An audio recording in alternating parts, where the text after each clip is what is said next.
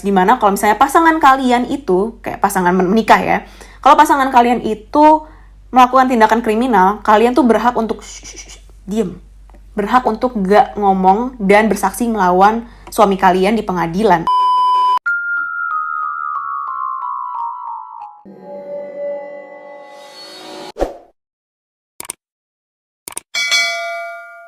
Bada bing, bada bu. Hai Bestiana-Bestiani, apa kabar semuanya? Semoga kalian sehat-sehat aja. Hai buat kalian yang nonton secara visual dari YouTube. Dan hai juga buat kalian yang denger dari Spotify. Kenalin nama aku Rachel. Mungkin kalian kalau denger dari Spotify, they don't cross the line. Dan buat kalian yang nonton di YouTube belum tahu kalau aku sekarang udah punya podcast. Namanya adalah Don't Cross the Line, jangan lupa follow. Jadi kalau kalian gak mau ketinggalan sama cerita aku, kalian bisa ngelakuinnya di mana aja. Gak harus di depan laptop, gak harus di depan YouTube, kalian bisa dengerin dari Spotify aku.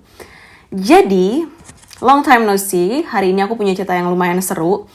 Aku gak pernah mikir ya kalau kejadian itu bisa terjadi, dan bahkan orang yang seharusnya membantu si korban itu gak ngebantu sama sekali. Kayak bayangin deh, misalnya kalau kalian punya pacar, buat kalian laki-laki, kalau kalian punya pacar perempuan, pacar kalian tuh dibunuh di samping kalian. Pasti reaksi pertama kalian apa? Kalian pengen nyelamatin pacar kalian kan? Gimana caranya? Ambil telepon, call 911, kalau di Indonesia apa sih 112 ya? Telepon polisi, ambulance, atau emergency EMT, whatever it is. Tapi masalahnya kalian gak bisa karena orang yang menyerang pacar kalian juga menyerang kalian sampai kalian cedera parah dan kalian gak bisa bangun. Nah, kalau situasinya kayak gitu tuh, kalian bakal ngapain sih? Aku pengen tahu deh. Kalau aku jujur ya, aku ada di situasi kayak gitu, aku sadar diri sih emang aku gak bakal bisa ngapa-ngapain. But at least, aku akan berusaha untuk meraih HP aku ya, gimana pun itu, untuk minta bantuan. Tapi bayangin deh, kalau misalnya cedera yang kalian alami adalah luka tembakan di mata kalian.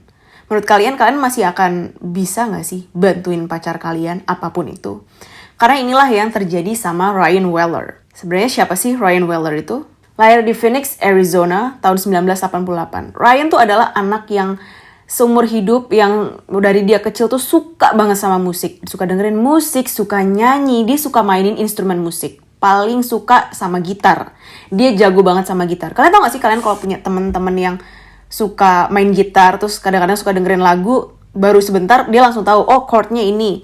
Terus dia juga sering banget bikin melodi-melodi sendiri, berusaha untuk bikin lagu, nyiptain lagu. Emang dia passionnya di music. Dan orang tuanya Ryan ini sangat-sangat supportive terhadap pilihannya si Ryan. Waktu itu musim panas, dia liburan, dia sering nongkrong-nongkrong sama temennya, dan dia juga kayak sering jamming gitu kan. Temennya dia main drum, dia main gitar, ada temennya lagi main keyboard, whatever. Dan dia juga selain nongkrong-nongkrong sama temennya, dia juga sering hangout sama pacarnya, Heather Kwan. Jadi waktu itu Ryan umurnya 18 tahun, Heather umurnya 21 tahun. Nah, karena si Ryan ini tuh pengen independen, dia gak mau tinggal sama orang tuanya, gak mau nyusahin, gak mau jadi beban keluarga. Akhirnya dia kayak cari part-time juga, karena dia pikir, oke, gue gak mau kuliah tahun ini, mungkin tahun depan, tapi gue gak mau jadi beban ortu dengan ada di rumah terus. Jadi dia memilih untuk kerja part-time, dan dia berusaha untuk nyewa satu apartemen gitu di luar. Waktu sebelum kejadian ini terjadi, kayak pas awal-awal Ryan baru nyewa apartemen, dia itu ngerasa kayak, wah berat nih kalau misalnya gue harus bayar sendirian sewanya. Akhirnya dia carilah roommate, orang yang mau jadi roommate-nya dia. Dapatlah satu orang ini. Dan for some reason orang ini cuma kayak sebulan 2 bulan doang tinggal sama Ryan karena orang ini gak bisa bayar rent tepat waktu. Akhirnya diusir sama Ryan dan dia mikir daripada gue nyari orang yang gak jelas, kenapa gak gue suruh cewek gue move in aja sama gue. Akhirnya dia bilang sama Heather dan dia minta Heather untuk tinggal sama dia. Heather move in sama Ryan tepatnya pada saat musim gugur tahun 2006. Kejadian yang kita akan bahas hari ini tuh terjadi tepatnya masih tahun 2006, tapi tanggal 25 Desember yang mana kita tahu itu adalah perayaan hari Natal. Jadi seperti biasa waktu itu Ryan ngajakin Heather, kita makan malam yuk di rumah orang tuaku, perayaan Natal. Akhirnya mereka pergilah makan di rumahnya keluarganya Ryan. Setelah itu mereka pulang ke apartemen dan mereka nonton film. Satu sisi keluarga Heather agak-agak sensi gitu kan, kayak Heather, kamu ngerayain Natal di keluarganya Ryan tapi kamu gak ngerayain Natal sama kita, kamu belum ngucapin Natal ke kita. Jadi Heather ini udah 2 hari gak hubungin orang tuanya. Akhirnya mereka cobalah telepon Heather berkali-kali, kok gak diangkat. Kayak bukan Heather biasanya. Heather tuh nggak mungkin lupa sama keluarga. Dia selalu ngubungin keluarganya on daily basis. Ini 2 hari dia nggak ngubungin kita. Ada apa nih? Mereka telepon polisi. Mereka minta polisi untuk ngecek apartemennya Ryan. Betapa ngerinya ya. Gue nggak bisa bayangin kalau jadi polisinya. Mereka masuk ke apartemennya Ryan. Mereka lihat kalau Heather udah meninggal, udah tewas di sofanya Ryan. Dan di sebelahnya ada Ryan. Dia juga cedera parah. Tapi dia nggak separah si Heather, dia masih bisa berdiri, nantinya juga dia masih bisa diinterogasi polisi, masih bisa jawab. Di sini ada ketimpangan sedikit ya, Heather langsung dipanggilin ambulance, tapi Ryan nggak dipanggilin ambulance sama sekali. Jadi polisi sudah mencurigai, wah Ryan pasti ada apa-apanya nih sama tewasnya Heather. Ryan langsung disuruh angkat tangan, suruh menyerahkan diri, bla bla bla. Ryan kayak berusaha untuk jelasin, tolong aku, tapi karena polisi nggak sabaran, si Ryan di-slam ke bawah ke trotoar, disuruh tiarap ke trotoar, kalian bayangin. Terus dia diborgol dan dimasukin ke mobil polisi dan disuruh tunggu situ selama 6 jam selama polisi ngecek apartemennya Ryan untuk tahu apakah Ryan ada urusannya sama kematiannya Heather atau ada apa-apa segala macem. Dan setelah 6 jam tersebut barulah polisi bawa Ryan ke kantor polisi. Sampai di kantor polisi ada satu detektif ini yang menginterogasi Ryan. Mau tahu apa sih yang terjadi? Nama detektif ini adalah Detektif Dalton. Detektif Dalton tuh kayak udah jelas banget lah, kelihatan banget kalau dia tuh nuduh Ryan mati-matian. Kamu ya. Ryan berusaha untuk jawab, tapi jawabnya tuh nggak nggenah. Karena kalian nggak ada yang tahu kan kalau ternyata Heather, ya dia tewas ditembak. Tapi Ryan juga ditembak di bagian mata. Jadi pas udah ditembak, otomatis matanya Ryan tuh nutup terus dong, karena sakit, gak bisa nahan, matanya gak bisa dibuka. Aku gak akan ngasih gambar di sini, sumpah ini grafik banget, aku takut kalian kayak ngeri sendiri. Tapi matanya Ryan tuh semuanya lebam, mata sebelah kirinya tuh lebam banget. Jadi polisi tuh cuma mikirnya, oke, mungkin dia lebam kena tonjokan, atau apa yang... Tapi mereka gak kepikir kalau Ryan itu ditembak di mata. Ryan berusaha untuk ngejelasin semuanya. Jadi malam itu tanggal 25 Desember 2006, Ryan lagi nonton sama Heather. Tiba-tiba ada orang yang ngetok pintunya, ngetok atau ngebel gitu. Di sini gue juga bingungnya kenapa Ryan langsung bukain pintu. Dia nggak ngelihat dari peephole dulu gitu ya, dari lubang di pintu gitu kan. Dia langsung buka, dia lihat ada 2 orang dengan topeng dan senjata. Langsung buru-buru ditutup dong pintunya. Karena Ryan tahu orang ini nggak berniat baik. Tapi sama 2 orang tadi langsung digebrak buka pintunya. Ryan ditembak di mata, lalu Heather juga ditembak sampai tewas. Dan mereka merampok rumahnya Ryan, apartemennya Ryan. Diambillah komputer, terus gitar, dan beberapa barang berharga lainnya, lalu mereka cabut. Mereka adalah Larry Carver dan anaknya Richie Carver. Kenapa si Ryan bisa mengidentifikasi? Karena di tengah-tengah perampokan, jadi si Richie ini tuh buka topengnya, dan ternyata Richie Carver ini, kalian tahu siapa? Kalian ingat gak Ryan tuh sempat punya roommate sebelum dia move in sama Heather? Nah itu, Richie Carver itu adalah roommate-nya Ryan. Nggak cuma Richie bermasalah, tapi Larry, ayahnya Richie juga bermasalah. Dia tuh kriminal. Dia pernah ditangkap masalah penyiksaan, pencurian, perampokan. Ini orang emang udah catatan kriminalnya udah panjang banget. Richie ini pun juga ngikutin jejak ayahnya, karena waktu di SMP dia pernah kena tuduhan penyiksaan. Gila, SMP tuduhan penyiksaan, lo ngapain orang? Lalu tahun 1998 dia pernah kena tuduhan penyiksaan terhadap ayahnya sendiri, dan tahun 2000 dia pernah kena tuduhan perampokan bersenjata. Dan di tahun 2006, waktu dia move in, waktu dia jadi roommate-nya Ryan, Richie ini baru 1 tahun keluar dari penjara. Detektif Dalton ini gue mau ngomongin sedikit nih soal dia. Ini orang emang bajigur ya. Dia bener-bener ngejek Ryan. Dia selama Ryan kayak ngasih ceritanya dia, ngasih kesaksiannya dia. Wah, nadanya mengejek. Hah, masa sih? Lo tau gak sih kayak orang-orang nyebelin kayak gitu? Tapi setelah berjam-jam, Detektif Dalton berusaha untuk kayak, oke, dia ngecek matanya Ryan.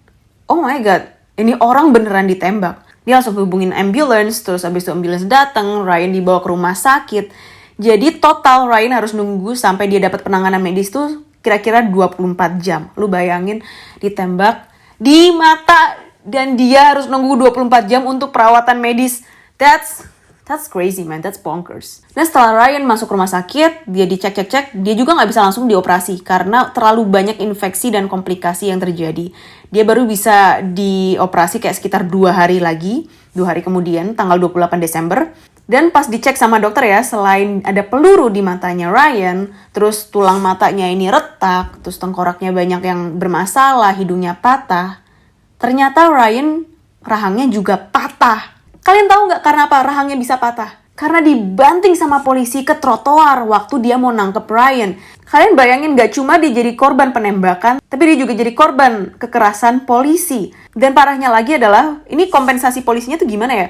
Bukannya dia gercep, kerjanya cepet. Mereka tunggu Ryan keluar dari rumah sakit dulu, sekitar sebulan lebih, baru mereka menyelidiki Richie dan Larry. Untungnya mereka berhasil untuk melacak keberadaannya Larry ya. Jadi waktu itu Larry dikepung, Larry berusaha lari, salah satu polisi ada yang bawa anjingnya, K9. Habis itu anjingnya dilepas, anjingnya gigit si Larry, Larry-nya ketangkep. Dan di sini yang bikin gue marah banget adalah polisi langsung bawa Larry ke rumah sakit. Padahal cuma digigit anjing doang. Oke, gue bukan yang bilang kalau digigit anjing tuh berarti nggak sakit, nggak ada komplikasi, kalian bisa kena rabies, bla bla bla. Ya pasti, tapi sekarang satu, anjing polisi tuh pasti udah divaksin ya, up to date vaksinnya. Terus kedua, Larry ini digigit anjing. Lu compare sama Ryan ditembak. Gimana yang lebih butuh perhatian lebih dulu? Kenapa polisi nggak bisa ngelakuin ini ke Ryan? Gue tahu waktu itu statusnya Ryan adalah tersangka. Dia mau hampir jadi tersangka. Tapi sekarang Larry ini juga tersangka. Kenapa dapat perlakuan lebih cepat, lebih eksklusif dari polisi? Kenapa Ryan nggak dikasih perlakuan yang sama juga gitu loh? Irregardless dia adalah tersangka atau bukan, dia tetap harus dapat perhatian medis karena dia ditembak. Lalu 4 hari kemudian, polisi juga berhasil menangkap Richie. Mereka bawa Richie ke custody mereka. Dan seminggu setelah Richie ini ditangkap, tiba-tiba muncullah Cheryl, yang mana adalah istrinya Larry dan ibunya Richie. Jadi Cheryl ini bilang ke polisi kalau, ya gue tahu nih kayaknya suami gue emang ada sesuatu, ada kaitannya sama pembunuhannya Heather dan juga penyiksaan Ryan. Itu aja, dia ngomong gitu doang, dia nggak ngelaporin apa-apa lagi. Nah polisi senang dong berasa di atas angin, oke sekarang ada saksi, ada orang yang bisa bersaksi melawan Larry. Mereka pikir persidangan nanti bakalan gampang. No baby. Waktu persidangan dimulai, drama makin banyak, makin panjang. Karena Cheryl, dia nggak mau bersaksi melawan suaminya. Dia bilang, oh aku mau spousal rights. Jadi kalau di Amerika tuh, aku nggak tahu kalau di Indonesia gimana. Ada namanya spousal rights. Dimana kalau misalnya pasangan kalian itu, kayak pasangan menikah ya. Kalau pasangan kalian itu melakukan tindakan kriminal, kalian tuh berhak untuk diem. Berhak untuk gak ngomong dan bersaksi melawan suami kalian di pengadilan atau istri kalian di pengadilan. Sementara itu kesaksiannya Ryan juga gak jelas kan, jadi polisi gak punya bukti untuk menangkap Larry. Akhirnya sidang ditunda. Di sini keluarga Heather marah banget kebakaran jenggot, ngamuk abis. Bayanginlah sekarang anaknya dibunuh, tersangka udah di sini cuma karena istrinya gak mau bersaksi, akhirnya sidang ditunda. Kapan dia dapat keadilan? Akhirnya mereka pergilah ke legislatif. Mereka bikin namanya Heather's Law, hukum Heather's, di mana orang-orang, pasangan manapun yang sudah melaporkan atau memberikan informasi ke polisi atas tindakan kriminal yang dilakukan sama pasangannya, mereka tidak berhak untuk mendapatkan spousal rights atau hak suami istri.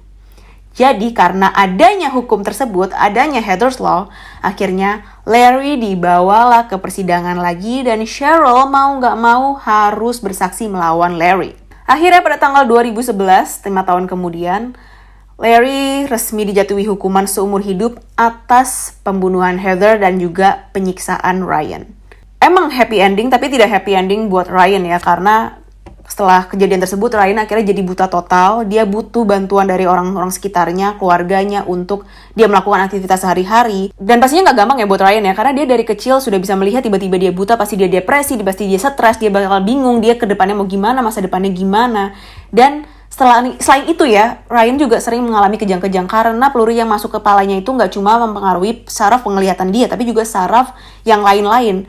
Dia sering kejang-kejang sampai akhirnya dia umur 26 tahun, dia menghembuskan nafas yang terakhir karena dia mengalami kejang-kejang yang paling hebat dan dia nggak bisa tertolong lagi.